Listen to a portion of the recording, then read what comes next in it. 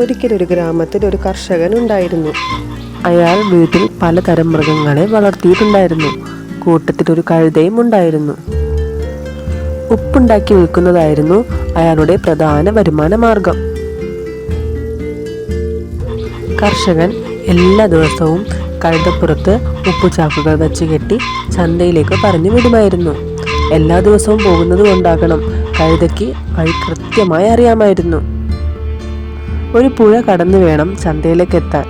കഴുത എന്നും ഉപ്പുചാക്കുകൾ ചുമന്ന് ചന്തയിലെത്തും. എന്നിട്ട് അവിടെയുള്ള കടയിൽ ഏൽപ്പിച്ച് തിരിച്ചു പോരും. എന്നും ഭാരമുള്ള ഉപ്പുചാക്കുകൾ ചുമന്നാണ് കഴുത ചന്തയിലേക്ക് പോയിരുന്നത്.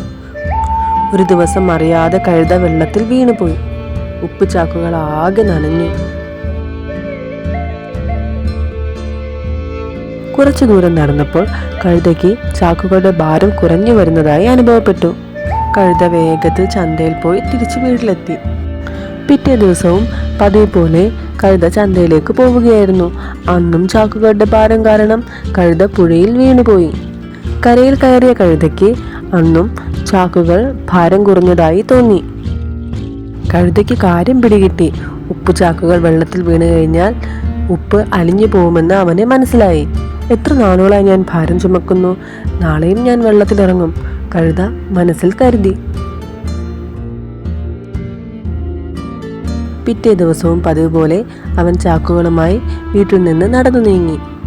മോനെ, ഇന്ന് ചാക്കുകൾ ഉപ്പല്ല പഞ്ഞിയാണ്, കർഷകൻ പുറകിൽ നിന്ന് വിളിച്ചു പറഞ്ഞു. കഴുതയുണ്ടോ ഇത് കേൾക്കുന്നു? അവൻ വേഗം നടന്നു. എന്നെ ആരും പറ്റിക്കണ്ട, കഴുത മനസ്സിൽ വിചാരിച്ചു. പുഴയുടെ അടുത്തെത്തിയ കഴുത ആവേശം കൊണ്ട് പുഴയിലേക്ക് എടുത്തു ചാടി.